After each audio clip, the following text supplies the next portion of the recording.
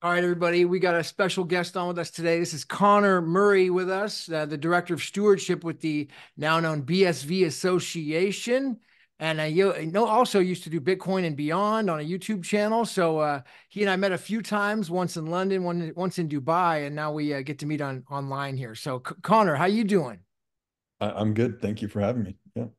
Yeah, you're welcome. I'm really excited to learn more all about you. So, for people who don't know anything about you, they've never looked at one of your videos or one of your posts before, can you give us a little background of who Connor Murray is? Sure. My background is in tech. I guess I studied physics in college. I got a job in the tech world after that. Learned programming at the job, and then while I was doing all that, got really interested in Bitcoin, or I guess blockchain in general.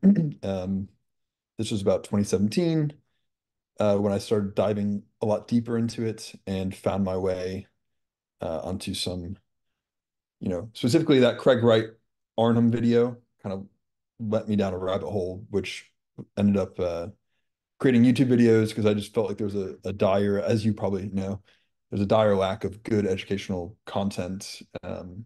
Especially at the time, there was basically no one taking these like really good ideas and publicizing them. So instead, if you wanted to consume any kind of content or learn about Bitcoin or at the time it was BTC and BCH, um, there was just no good information out there. So I figured I've told this story before, but there's a very specific video that I watched that had Roger Ver and Ryan Charles in a hotel in Hong Kong, I think.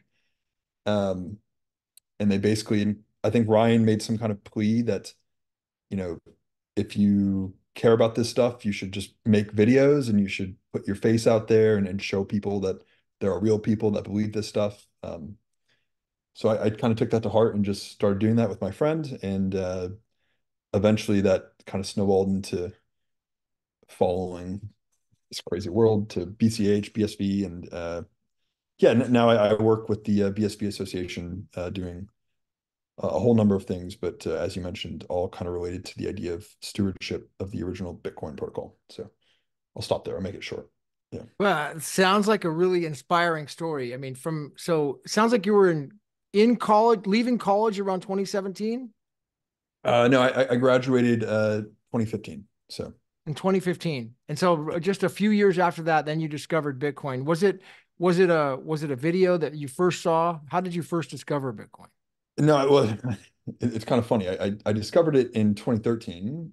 Um, I think around then was when some of those articles around like Silk Road came out or something like that. And I was in calculus class. I remember very vividly in calculus class, um, reading the article and I was like, oh wow, this is really interesting.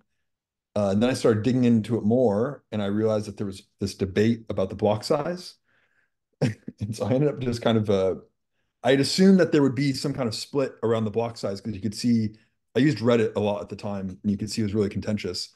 So I was like, oh, I'll just kind of wait till that happens and then you know get involved in it. And then little did I know that that was like 4 years later that they finally that kind of came to a head. But I was following it generally until then, and then Ethereum actually kind of re-piqued my interest in 2017 because I was like, okay, cool. Um, People are actually doing something with this stuff. But then that was kind of short-lived. Once you kind of learn about the real Bitcoin, it's hard to go back. So And for people who have not gone as deep on the between the two, Ethereum and Bitcoin, what is it that makes it where you can never go back in your yeah, I opinion? mean, so obviously the narrative with Bitcoin at the time in 2016, 2017 was that it was just digital gold, right? Even then there was obviously debates about whether it should scale or whether it should kind of stay small and be this digital gold type project. Um, but the other thing that became really interesting when Vitalik created Ethereum was, okay, you can have digital cash, but you can actually have digital programmable cash, right? So you could have, um, what are now called smart contracts, the idea where you could basically have money sent and received dependent on certain conditions met, computer logic met. So I could say, have like an automated trust, for instance. You could have all sorts of games and applications built where money is sent and received based on if some accomplishment is met or whatever else. So that obviously is really interesting. But the kind of the big lie, I guess, was that Bitcoin couldn't do those things. So Bitcoin didn't have a scripting mechanism that would allow you to build in those conditionals. Um, and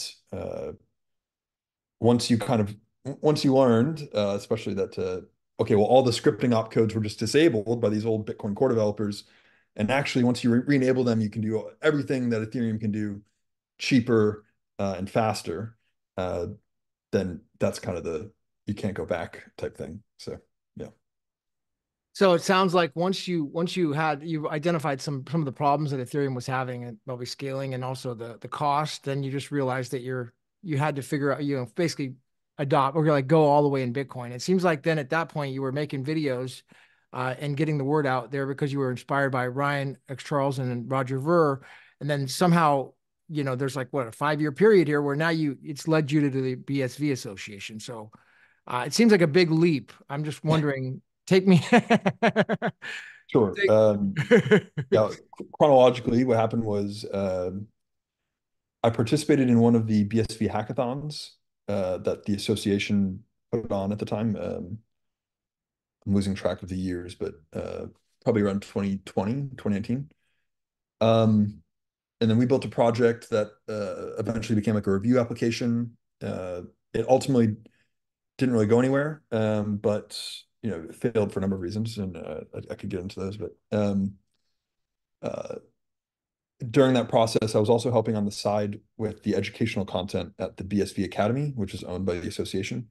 So I encourage anybody that wants to learn about BSV, you can go to uh, bitcoinsv.academy, I think is the link. But we built coursework that basically covered all sorts of things, just like beginner basics type things about Bitcoin, some like very intense theory type educational content.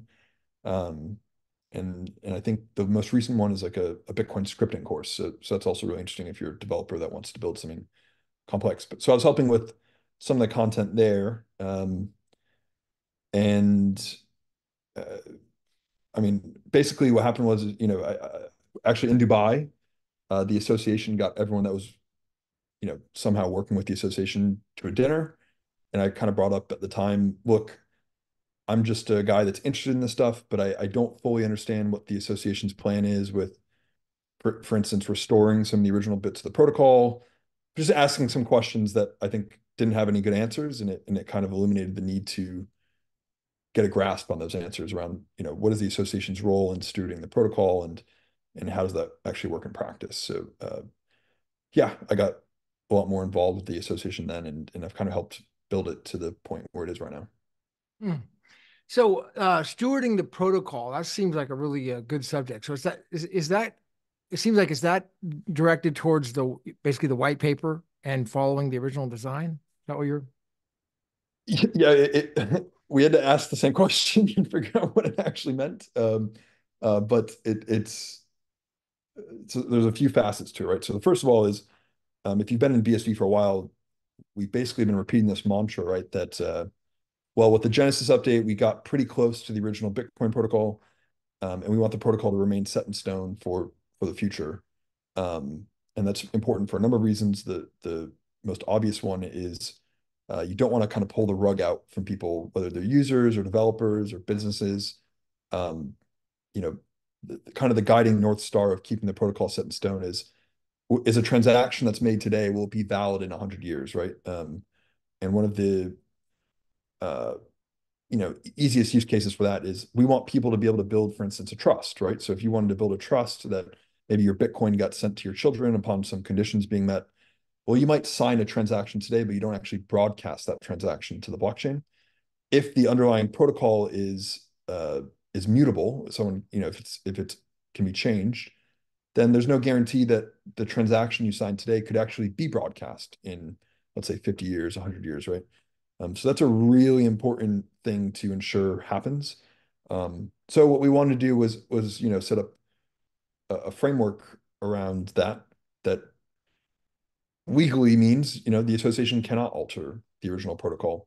It also means we have the responsibility to restore the remaining bits of the original protocol. So that's something we're doing, and we'll have news about that shortly. There's just a few tiny pieces left that have to be done. And then ultimately, you're right. It's kind of taking ownership of the entire system of, a long time ago, this was Satoshi's project.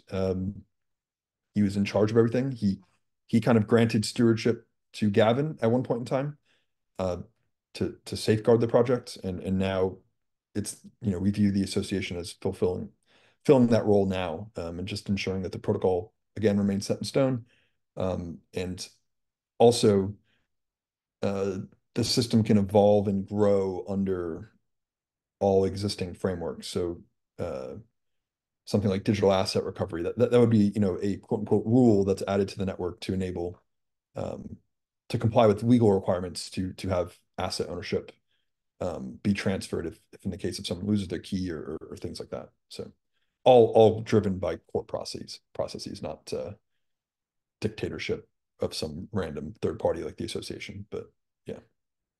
So, all right. So it sounds like would be a good time to kind of talk about like narrowing in on the purpose. It sounds like you kind of loosely talked around what the purpose of it is of the association is, and perhaps we could, talk a little bit about that. I mean, is it enterprise adoption of the blockchain? Large scale enterprise adoption. Is that kind of centered around it, or where's the goal and the purpose of the association? Well, I mean, strictly the association has a lot of arms to it, right? So I'm talking about its job in protecting the protocol, essentially.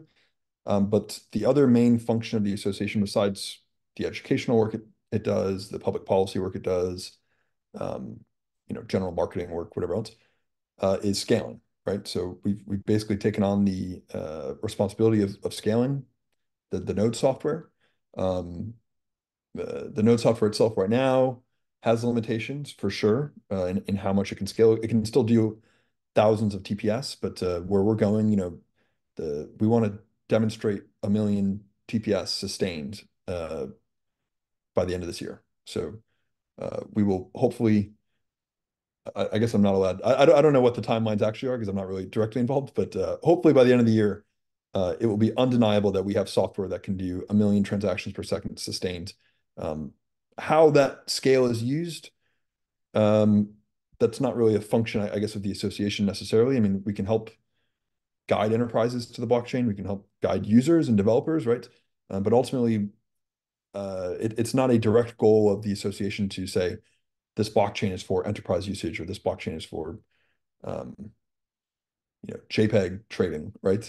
Our job is to scale the blockchain, and it can take on how it's used can be taken on, in a multitude of ways, and ultimately, it's not our job to dictate one way or the other. But I would say the two primary functions of the association are protecting the protocol, ensuring it's stable, and ensuring scalability, so that way we can actually bring billions of people to use the blockchain. Okay, so it sounds like there's definitely a separation of power between the association and what the goal is of the blockchain. It really appears it's more of just a neutral party from what you're saying, and it's a nonprofit, so it's your understanding is more stewardship. So, um, Yeah, I mean, one core principle of Bitcoin that I think is really, really misunderstood is, uh, this idea of decentralization. So for a long time, people have been going to governments and enterprises and just regular investors, right? And saying Bitcoin's great because it's decentralized, and there's no one central party that, uh, you know, controls it. And it's kind of a sleight of hand, right? So on one hand, yes, Bitcoin allows me to send money from me to you without going through a trusted third party. And that's really innovative. That has a lot of implications on opening up markets, for instance, right? And making the world, in my opinion, more economically free. But it doesn't mean that the project itself is decentralized in power, meaning, if the majority of people in Bitcoin got together and said, we're going to inflate the coin supply, Well, that would be a decentralized form of governance, but it wouldn't be Bitcoin anymore, right?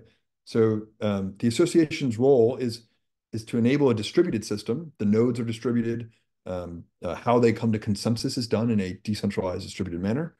But ultimately, there is a central entity that needs to make sure that it's still Bitcoin, right? And Satoshi fulfilled that role a long time ago. So Satoshi himself, um, he rolled back the chain at one point, right? Because there was a bug in the software that inflated the coin supply. And he said, here's a software update that fixes that, and it rolls back the chain, right? Uh, in the world of decentralized governance, you might say, well, what if the majority of the miners got together and said, no, we're going to inflate the coin supply, right? Um, then it wouldn't be Bitcoin anymore. And do you see what I'm getting at? The distinction here of basically the association does fulfill a central role, doesn't fulfill a central role power, but it does fulfill a central role in ensuring that we have this one global chain that is Bitcoin, and we're not going to allow miners to come in and change core fundamental parts of Bitcoin and then just throw our hands up and say, well, it's decentralized, right? Therefore, sorry, uh, sorry guys, there's now 41 million coins because it's decentralized and the miners have decided there's 41 million coins. If that makes sense. So it seems like a form of like kind of like a mediator in a way. When it's not the necessity, I wouldn't see it in any way. It's like a court, but in a way, it's somewhat of a mediator or a moderator. Yeah, I would use the word steward. I mean, it's a Sure. good word. I think the Merriam-Webster dictionary definition is uh, to hold, in one's responsible care, right?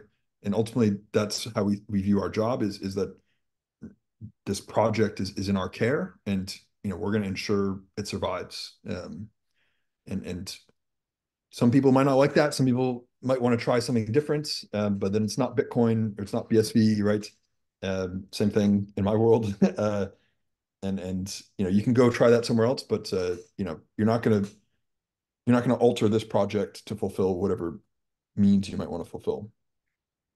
And that seems to be a really unique, like a unique function, though, of this. It seems to be the only thing like this. Is there, unless there's another thing you can compare it to, a Well, I competition? mean, obviously other blockchains have so in Bitcoin's past there was Satoshi who then handed it to Gavin, who then they were trying to set up something called the Bitcoin Foundation, which was to fulfill this same kind of purpose a long time ago. It never really manifested. You have in Ethereum, you have the Ethereum Foundation, for instance. I would argue that every blockchain has this. They just lie about the function, right? So in BTC, the Bitcoin core developers, for all intents and purposes, control the network in a similar manner. There's not going to be a pull request that gets approved without the Bitcoin core developers signing off on it, right? Um, and they've made unilateral decisions to add SegWit, to add Taproot, right? These are very powerful decisions, and they go, well, uh, the decentralized world of Bitcoin has agreed to ratify this, right? It's like, what does that mean? It doesn't really mean anything meaningful. You can spin up a million nodes with enough money, and you can say, look, a million people, a million nodes want to ratify this new Taproot thing, right? Um, so these groups have done this in the past. The Ethereum Foundation is quite unique in some ways. It's exerts a lot more control even. So I think what stands us apart and what makes us unique is uh, we've now legally bound ourselves to not alter this system. The system is set in stone. It cannot be altered by us. It can't be altered by anybody else. Um, uh, and to me, that's extremely unique. There's no other blockchain that has made that commitment, despite you could talk to a lot of BTC people right now that really wish they had that kind of commitment from the people that hold the keys to the GitHub repository, for instance. So, with the mindset of like, if a person was in this with the goal of like, not just a hobby project, but something as a large scale enterprise adoption, regulatory friendly, compliant, blockchain, is there anything else that's anywhere close to this? I mean, or is this? Uh, maybe there's 1,000 blockchains. I haven't studied them all, but what I can guarantee is there is definitely not a comparable public proof of work blockchain that is comparable. You know, I don't follow everything closely enough, but Solana attempts to have this level of scale that an enterprise type customer would want, um, but it's very heavily centrally controlled by uh, whatever that entity is called. Um, it goes down every once in a while, right? Uh, the native security function of Bitcoin isn't inherent to these other blockchains. So, I mean, look, I mean, I'm sure there are other blockchains that make the same pitch, but as far as I can tell, there's not one that is committed to the stability that BSV is all about. And our argument would very easily be, look, you are never going to get enterprises to adopt email or the internet if the underlying foundation was changing every 6 months, every year. That's a lot of wasted R&D to say, I'm going to build some use case on top of the blockchain, but the past year of work is now made redundant because the 4 Bitcoin core developers have gotten together and said you can't do this anymore, right? Um, so yeah, I think stability sets us apart, and it can't be overstated how important it is, despite how not flashy that is, right? It's pretty boring to talk about stability, but it is quite important. Yeah, absolutely. And so let's kind of gear, if we can gear more towards to this new network access rules that recently came out. Now, before I ask some questions about it, can you kind of give us a background as to your involvement in it? I've seen you make some posts about it, and I saw you on CoinGeek as well. So, what is your involvement in it? Yeah, my involvement has been pretty much from the beginning of it as kind of a technical advisor, I suppose. I've had to sit in a lot of meetings with a lot of lawyers, which is painful in some ways, but it's also very enlightening. Enlightening because it's a whole world I'm not, um, I wasn't fully aware of.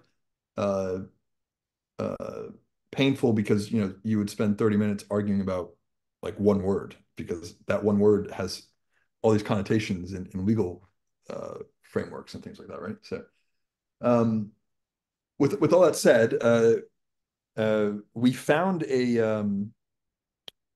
group of lawyers out of the UK that had previously been involved in work in the late 90s, applying like centuries old British law to the ISDA protocol. So ISDA is a protocol that basically enabled the electronic trading of derivatives and swaps. Um, and there's a paper, I think I linked to it on my Twitter feed, but I'm happy to send it to you after this if you want to put a link to it. That basically outlined how they compared this old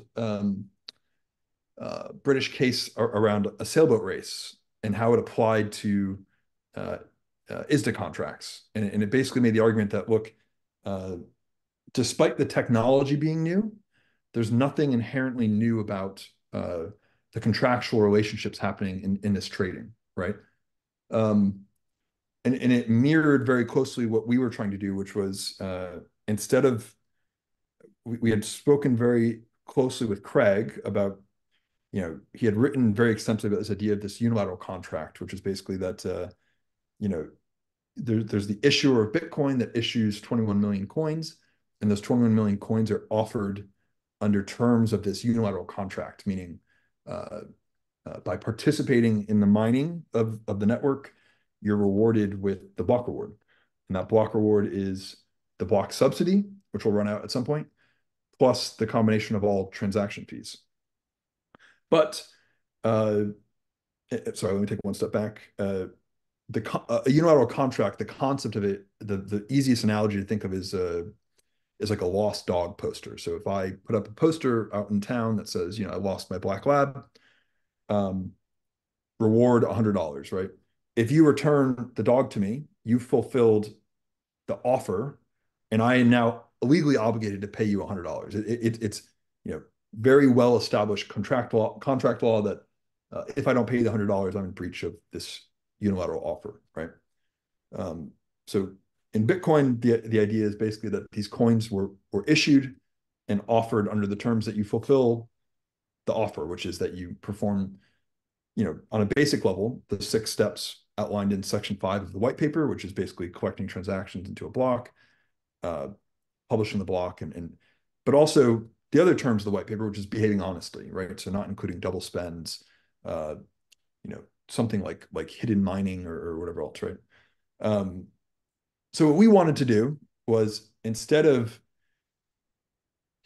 leaving the terms and conditions up to some esoteric concept that Craig was, he's very passionate about, and he's, as with everything with Craig, it makes like so much sense. It kind of is annoying, because you think, oh, this Bitcoin stuff works a certain way, and he goes, well, it's very clear from the beginning that it also operates under this contractual framework. And you dig into it, and you're like, oh shit, okay, that makes a lot of sense. Yeah. Well, instead of leaving up to like having to go read blog posts from CraigWright.net, let's just make this a very clear contract, right? And since the association has taken on this role of stewardship of the system itself, we'll be the counterparty to the contract, and the terms of the contract are very clear and simple. You fulfill the basic functions of the white paper. You will not alter the protocol. We will not alter the protocol. And you must behave honestly as defined in the Bitcoin white paper, and some of that's just kind of spelled out in more legal type definitions. So, sorry, I know I have a tendency to go long-winded, but I'm going to add one more piece, maybe to kind of wrap it up with a bow, which is, why do this, right? So that's a question I keep asking. Well, why did you guys focus on doing this, right? One of the initial drivers happened probably 2.5 years ago, when there was a miner that came in. Someone pointed basically some hash rate from a BTC mining pool towards BSV. And at the time, most of the exchanges had 150 block confirmation limit for deposits. And basically what they did was they mined 150 blocks in secret, deposited coins to an exchange over $1 million. I forget the exact amount. And then published those 150 blocks at the same time, and double spent the exchange, essentially, right? So they basically attempted to steal millions of dollars from the exchange. Because the BSV network, because of two functions of the BSV network, number one, the mining difficulty is a lot lower than BTC. And on a collective, we have about 1/100th of the global active SHA-256 hashing power. It was actually quite easy for them to do this. What we had to do, what the association did, was basically they went on Twitter and said, all honest nodes should basically get rid of this blockchain, get rid of this chain that was built in secret, because the node software itself doesn't have anything smart in it. It just basically says, here's the longer chain, I'm going to switch to it, despite the fact that it was very clearly a dishonest chain per the terms of the white paper, right? So because the technical functions in the node software didn't have the ability to do this automatically, we basically had to go out and say, all honest nodes should take this action, right? So that's a very clear example of, like, because of the vulnerable state we are in, and as you probably are aware of, I'm well aware of, we have a lot of enemies, despite not wanting them. This is basically a way of ensuring that if nefarious action is taken, there's a very easy, clear terms and conditions for us to take recourse. I'll stop there. Sorry, I I kind of monologued on you, but That's good. No, it's very good. What you went really deep. And so now let's go and spin directly into the rules and some of the points that one of the rules refer to direct decision events and indirect decision events. How do these concepts relate to topics covered in section 3 and 5 of the white paper? So if we're taking the rules and the stewardship concept, how do these two concepts of direct decision events and indirect decision events, these concepts relate to topics in 3 and 5 of the white paper? sure. Maybe I'll start with section 5. That's the easier one for me, which is essentially, look, there's 6 steps of like following the white paper, but it's very simple steps, which is all transactions are broadcast to all the nodes. Nodes fulfill a basic function of timestamping transactions. They collect transactions into a block. When they find a proof of work for that block, they publish that proof of work immediately. So in the instance I just explained of the double spend attack that we saw, that step clearly wasn't performed, right? Someone was building blocks and not publishing the proof of work in real time. One of the main security functions of Bitcoin is that everything is publicly announced, right? This it has its own security function. It also contributes to the innovative network structure of the system. So because there's a direct incentive to be directly broadcasting all of your traffic between the rest of the nodes in the system, you end up with this densely connected small world network of the mining nodes in the network. So there's a very clear reason why the system is designed this way, and one of them is just to have this emergent network topology of a densely connected core of the mining infrastructure. So direct decision event. So in the instance of like, okay, we had to basically tweet out, okay, all honest nodes should perform this action. Basically, this would allow us to do the same thing through the new / reinvented alert system, which basically we could say, this is clearly against the rules. It's clearly malicious. The node software is not currently smart enough to handle this thing that happened. And because code isn't law, right? All because the code might do something, it doesn't mean that that's how the system should behave.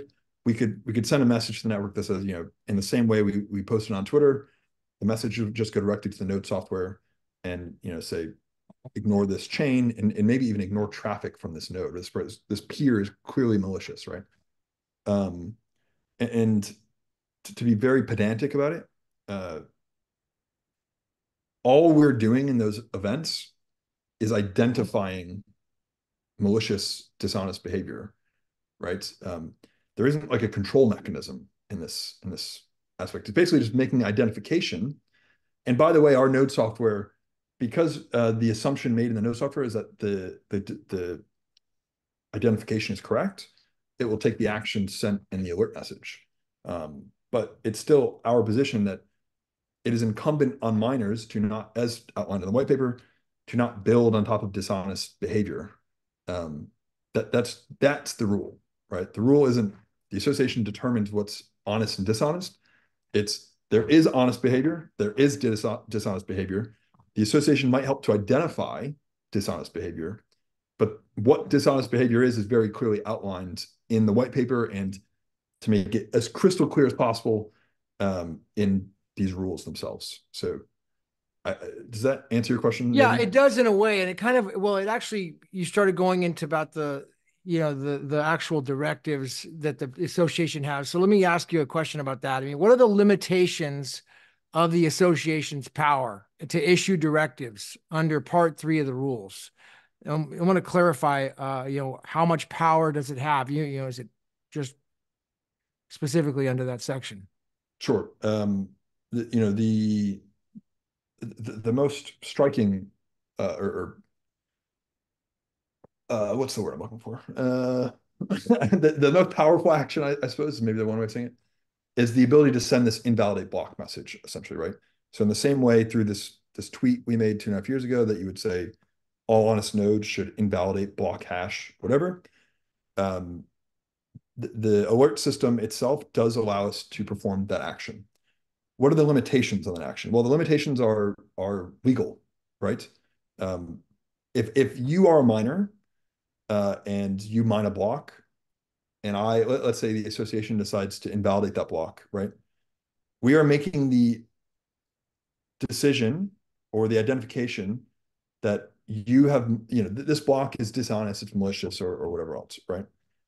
If we're wrong about that, we've incurred a liability, right? Meaning, okay, well, you've now lost the block reward, whatever other damages of maybe you spent money on trying to find that block and whatever else, right? And the recourse is spelled out in the contract itself or in the rules themselves. You're liable for damages from the association, essentially. That's kind of and I'm not a lawyer, so I'm going to preface that I'm saying all this without any legal backing, but you can just think about these things conceptually. What I'm talking about is where we're going with this. The system doesn't live in a vacuum of real rules and requirements. The association is a Swiss nonprofit. It's very clearly an identified uh, uh, entity that if we cause problems that Yeah, it could be cause real sued. damages, then they can be sought out for regular recourse for those damages, right? And so, on the message that goes out, is it a recommendation or is it a finding and determination? I'll be, again, pedantic. It's an identification of dishonest behavior by which the node software that the association releases automatically takes action upon. I'm being very pedantic for a reason. Um, but there's no requirement for instance, for nodes to run the association's SV node software, but there is a requirement that nodes adhere to the protocol and that they do not build on dishonest blocks, right? So is my pedantry making sense, I guess? It seems like it does in a way, like it could invalidate the block if it was determined by the association, even without the cooperation of the miners. The cooperation is that the miners run the node software that processes that message. Yes. Uh, if for whatever reason our message is wrong, then it's wrong, right? And miners could be free to, if sorry, I'm trying to be as pedantic as possible for a reason, but like I said before, we aren't defining what honest and dishonest behavior is, right? The idea here is that there's truth and there's not truth, right? We may improperly identify honesty or dishonesty, but it doesn't mean that honesty and dishonesty doesn't exist in a vacuum of whether we observe it or whether we, whatever else, right? So this is just a mechanism by which, if it's very clear and obvious that there is something dishonest occurring that the software does not have the technical means to identify and counteract, then there's a mechanism by which we can ensure the network survives, essentially. Right? So in your talk with Kurt yesterday, you guys had got into the potential risk about, let's say, a BTC miner directing a lot of hash power at the chain. And it seems like that's what happened before. What is that? Is that the main risk? I mean, that you're looking at here, and how would that affect? What sort of damage does that cause if that were to happen? Well, look, one thing that's very unpopular in the crypto world is digital asset recovery. This thing scares the existing crypto world. We have good reason to believe that a lot of forces in the crypto world, oppose it for a number of reasons. Why I won't speculate on. So if we try to, okay, sorry, I'll take one step back, and I'll get back to the question. In the cryptocurrency world, if you've been around long enough, a lot of exchanges have gone under, right? And a lot of the exchanges, right before they go under, they get hacked. Just so happens they all get hacked some way, shape, or form, right? Mt. Gox hacked, FTX hacked. I will put quotes around hacked because I won't speculate, but it's a weird coincidence that this happens every single time, right? And what happens is the exchange goes insolvent, and now you have all these customers that are like, "Hey, what the hell?" Right? Uh, is it a coincidence that all these exchanges probably hold all the crypto assets in some kind of hardware device that probably has a 12-word seed phrase that one person could remember and flee to the Bahamas with, right? And wherever else, I don't know, right? But for us, it's with digital asset recovery, everything in the blockchain becomes a lot easier. You basically just say, look, if it's clearly identified that the FTX funds were hacked, regardless if they were legitimately hacked or not, you freeze the funds and you upon a valid court process, recover the funds into the control of someone who should control the funds, right? Um, for whatever reason, this scares a lot of people in the crypto world. I won't speculate why, but I will say history would show that if this were possible in the past, maybe some of these hacks wouldn't have occurred, right? The way they did. So, sorry, circling back to your question, I think realistically, if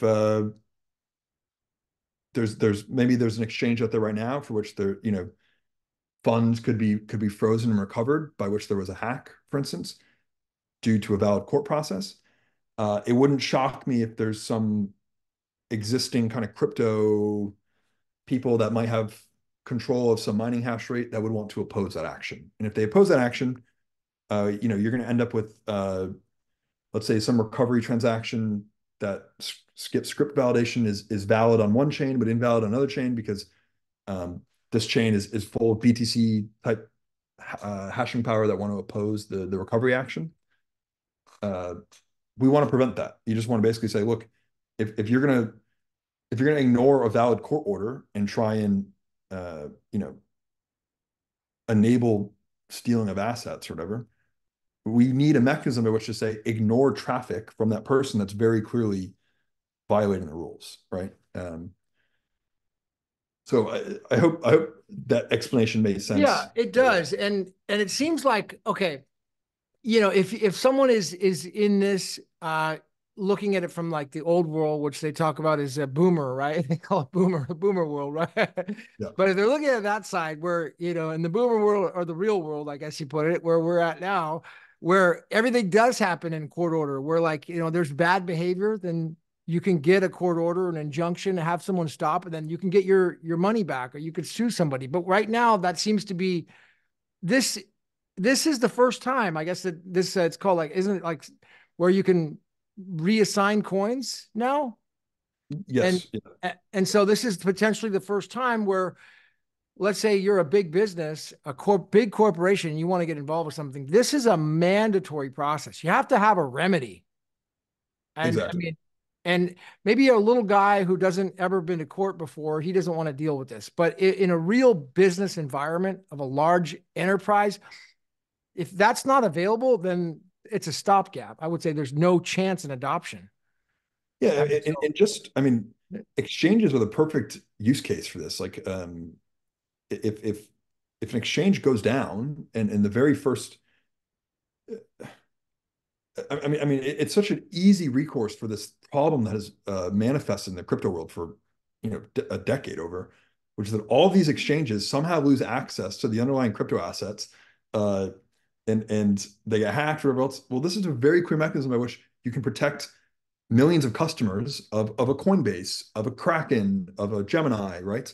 Um, it's I understand that there's like even in BSV, there's people that are just like, this is so stupid, this is so dumb, but it's so very clearly the way forward for mainstream adoption of this technology because it's so rooted in common sense. And uh, if you've ever tried to get like I've had my parents, I've had family members try and get involved in this stuff, and they go, "What the hell am I doing with 12 words and whatever else?" Right? You're not going to have everybody control their own keys in the future, no matter what. I think that option should always be there. I would oppose like the U.S. This whole trying to not allow self-hosted wallets is insane, but for the most part, you should allow the ability for people to offload custody and have recourse if that custody is mismanaged, right? So yeah, it solves a real problem. We're going, the association especially is committed to like allowing this to happen. We've in the network access rules, we've defined clear jurisdiction, which is UK common law and Switzerland, since we're a Swiss-based nonprofit, that we will respect court orders out of those jurisdictions. And to me, yeah, it's it going to have to seems happen. like that it's setting out a clear and specific remedy. And as a any business person, they see that and they say, okay, here's the remedy in such a case, and here's my risk of getting involved in it. So it seems to outline black and white terms. And I'd like to ask you about, some of we talked about the reassigning coins, but, uh, in general, like how do the rules balance with the oversight and maintaining the core properties described in the white paper? Sure. Well, as I mentioned, it's bidirectional, right? So there's uh, what should make people happy is that it actually restricts the association's ability to act, you know, unilaterally. Whereas before there was really just like the association could have decided tomorrow, um, you know, inflate the coin supply. We could have done however we wanted, right? The same way that it happens in other blockchains, right? This is a way for us to actually very clearly outline uh, restrictions on the association and what it can do. So for us, we did our best, and I want to be clear about something. There's a chance that we might want to update something based on someone actually went through the wording in the network access rules. They didn't just go bitch on Twitter and not read the thing. I encourage people to actually read the thing. It's not that scary. Um, and there's a chance we might have to change wording to make things more clear. We did our best. So I do want to make that clear. This isn't just some unilateral, no one has a say. If there's something that makes more sense wording wise, we will do it. But the core principle is to take what's in the white paper, what clearly identifies what a node should do. Because again, the other thing that some people are missing, if you're not a node, meaning you're not mining, this doesn't apply to you. There's no implication on anybody that isn't accepting the offer of getting paid for work on the chain, right? Um, so uh, sorry, what was I just saying? Oh yeah, right. So taking the Bitcoin white paper, which is very clear to define like what is a node's function, what is honest behavior, what is dishonest behavior, and outlining it in very clear terms. We did our best to do that. And like I said, if there's something that someone who has actual constructive criticism wants to come and help us make it better, we're open to that 1,000%. But that was the goal of what we built. Nice. Okay. Well, and I want to ask, this is something you don't have to comment on if you're not allowed to talk about it, but I really want to ask if there's a super bullish project. It's probably the most bullish thing I've ever seen. It's, where they're building the derivatives market on Bitcoin. So, Bitcoin, it's called Tokenovate. And I'm wondering if they're supporting these rules, or if they had anything to do with it, or if they're just neutral. Um, they didn't directly have anything to do with it. I mean, I know who's behind that. It's really interesting. I agree. Ironically, I think one of the things they're doing is very directly related to the ISDA protocol. So the connection is that the legal team that worked with us had really innovative work done in the late 90s around UK law and ISDA contracts. So that is probably the direct link, I guess, but it didn't they didn't have any direct involvement at all. No. Hmm. But and to be fair, again, these rules have nothing to do with businesses or applications. It's all about ensuring that if Tokenovate creates valid transactions, there are clear terms and conditions by which nodes will accept those things in the blocks, right? And that is clearly outlined in the white paper, and that's all this thing is. And for the most part, daily life in BSV will not change. Uh, this is just ideally just bringing more clarity and allowing us to grow up. The other piece I mentioned is scalability, right? When we hit millions of transactions per second, it's not going to be hobby people with like a shed of ASICs in their backyard that's going to be handling these transactions. It's going to be the Amazons of the world, the Googles of the world. That's our target audience for nodes, right? Um, this is we are looking so far past the way that things currently are because to be honest with you, there's not many miners today that take their responsibility to grow the system, very seriously. Unfortunately, they're allowed to kind of be lazy. They can just point little ASIC machines at BTC, and then they can switch to BCH, and they can switch to BSV, and there's really no incentive for them to do meaningful growth, invest in meaningful growth of the underlying system. So, yeah. we're looking way into the future of Yeah, so being. it sounds like it's a view like way out into the future, kind of like a forester in a way. You're just the seeds have been planted. Now it's a matter of it's going to grow. Watching it grow. So, so just to kind of as we come towards the end here, I wanted to just take us back to the beginning that some of the inspiration that you had of getting to where you Sorry, are now. real quick. I just want to Yeah, add yeah, one more piece to what we just talked about please. because it's very important.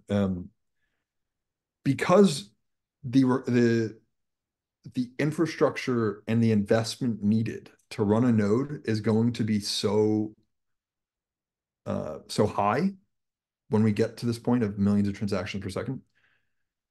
In the same way, you want to ensure the protocol is set in stone so that applications and developers can build with and make sure that nothing changes on them when the fruits of their labor come out in 2 years, maybe it's a 2-year development cycle. This provides a clear level of certainty for if someone wants to take on the risk of investing, you know, however much money, I won't speculate on how much the cost would actually be with some of these numbers, but that they know what to expect on can they recuperate their costs in the form of the block reward as long as they follow here are the clear terms and conditions by which you must abide by to get the block reward and you will you can recuperate these costs, right? So this is the other thing. It provides a level of clarity and stability to the mining network itself so that we want people to be comfortable putting millions of dollars in the future into investing in good infrastructure for the mining network. So that's, you know, again, I realized, not to belabor the point, but I've realized like when you're looking into like Craig's vision, which is not remotely related to the small, very, very small dot we are today, then it forces you to kind of live in the real world, right? And take this seriously and not just okay, we're just some hobby project where we're decentralized. Like this week, we're going to decide to add this thing and on Twitter, whatever else, right? So, sorry, Yeah. I'll No, stop. that's Oh, it's Yeah. really good, actually. You inspired me here to ask more about that. As a matter of fact, it seems like you brought Craig up, and you mentioned that this is only at a small fraction of his vision. So, can you kind of take us into the mind of like where is the big picture headed with all this? The big vision. Boy, I mean, I definitely can only speculate, and a lot of it is just speculation, right? Because ultimately, this is an economic system, and you don't want to centrally plan how things will evolve or anything like that. That's a core kind of fundamental process of it. But I think my vision is, first of all, the easiest vision is scale. So just enabling technologically the ability for a distributed system to do millions of transactions per second that is so far leaps and bounds ahead of like anything that's available today. Um, that that in itself is just wow. You can have a distributed system, a distributed timestamp system that doesn't have a central point of failure that can process millions of transactions per second. And it's a general ledger that you could port Visa into, you could port whatever else into, right? The EDI and in supply chain and whatever else. Okay, that's amazing, right? If you think of the world of I don't know about you, but like today, right? Cash is basically going away, right? Okay, well, we can argue about the political ramifications of cash going away, but God, it's such a pain in the ass uh, to that. Okay, I don't really carry cash that much because I don't use it that much. But okay, I go to the grocery store and I have to like tap my phone sometimes, or but what if they don't have Apple Pay? What if they don't have, right? So the point being, you are going to see digital cash emerge in the form of like central bank digital currencies. And the pessimist in the crypto world, which I'm a big libertarian, right? Like I'm not some go government control, but the pessimist would basically be, oh, they're going to come out with these CBDCs and they're going to control everything about the way we make transactions and blah blah blah, right? Well, a CBDC requires large scale, right? And if you can put it on a public immutable blockchain, there's at least a benefit to that than having the Fed run some private digital cash type solution, right? And our any general argument would basically be you're gonna need a public distributed million billions of transactions per second, and you're not gonna be able to recreate that system by yourself because this is a hard problem to solve. That thank God it was solved in 2009. Um, uh, sorry, I'm kind of going off first, but I think what you're going to see is, governments want this. They want digital cash in some way, shape, or form. They will build solutions. There's only going to be one option if unless someone comes out of nowhere and rivals the scale that we're talking about, it will have to be on the BSV chain. But I think you ultimately end up with you know, at least public transparency about these solutions, as opposed to, some of the proposed ones are just like draconian dystopian type solutions. So I think you're going to see BSV grow as a digital cash form itself. You're going to see government digital caches emerge, and then you're just going to see like if you have millions of transactions per second. Sorry, I'm going in 500 different directions, but How, data how sovereignty, right? The ability for me to use the benefits of something like big tech, but not have to completely offload all of my data to use it. So like I would love the example I always give is like I would love to get like genetic testing done, right? Like by one of these companies like 23andMe or whatever else. But there's no way I'm ever going to do it right now because then they're just going to take the data and put it into some system, and I have no idea what's going to happen with it, right? But gosh, we have a system right now that I could get a test done, be completely 1,000% sure that no one accessed the data prior to it getting sent back to me, and only I could access the data, right?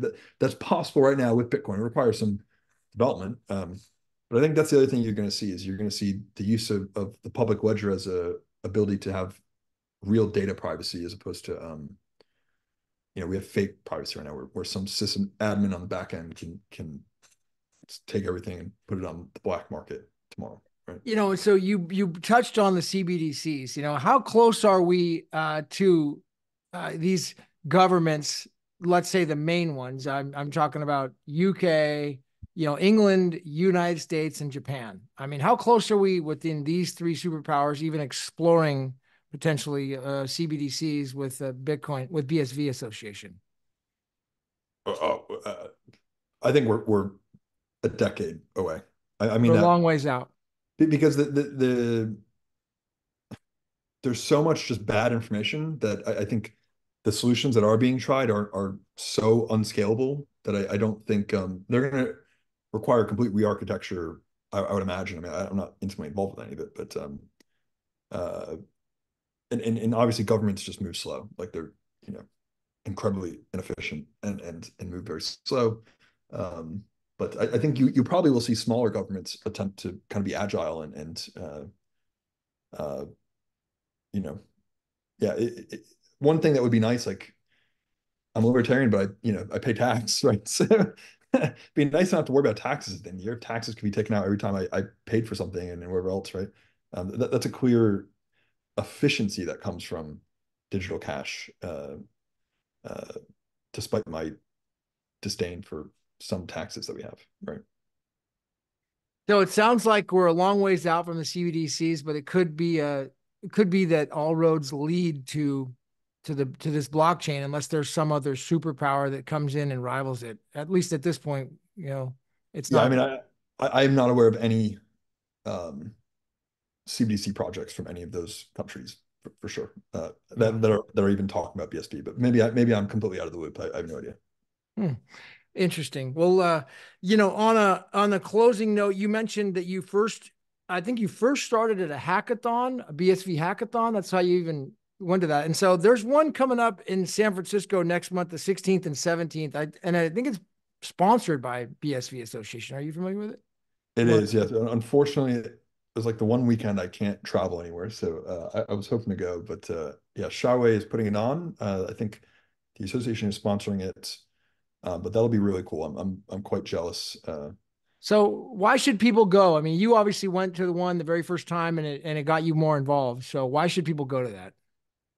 Yeah, well, I'm number one. Shawway is like a genius. I have a funny story actually about meeting him, which was in San Francisco. I was in San Francisco for work, and I went to a meetup at the time. Maybe you were there. I don't know. But uh, there was a BSV meetup. Ryan Charles was there. I remember that.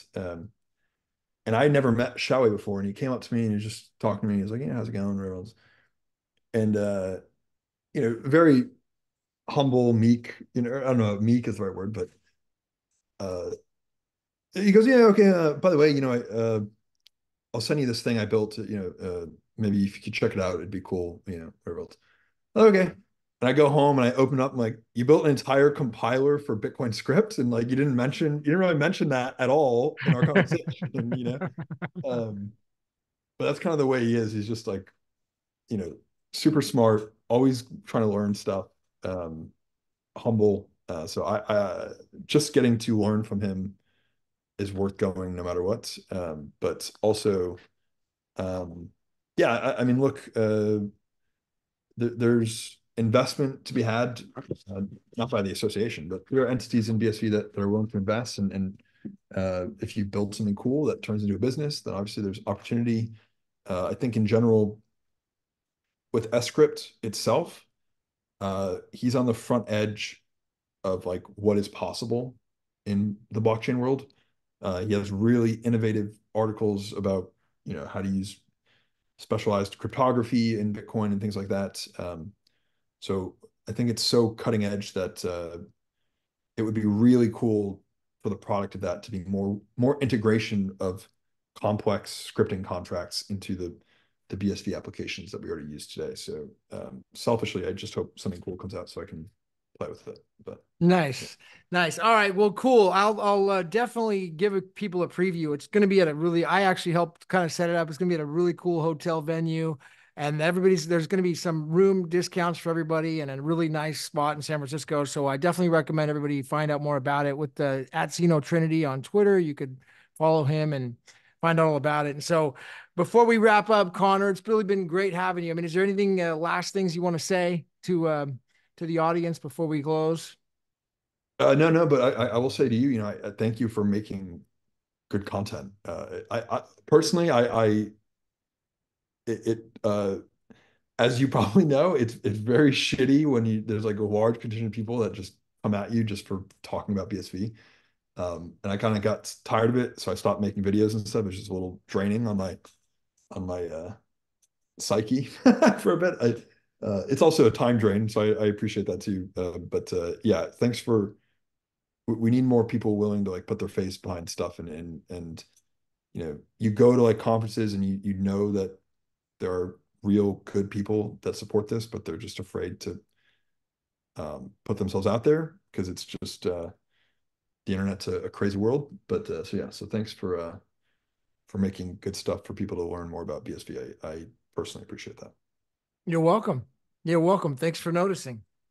All right, well let's do it again sometime, and I definitely look forward to seeing you in May at the London conference for sure. Definitely. If we don't connect sooner than that, I can't wait to hear more, but all about you and do this again. So thank you, Connor. Cool. Thanks, Gavin. I appreciate it. All right, awesome. We'll see everyone at the top.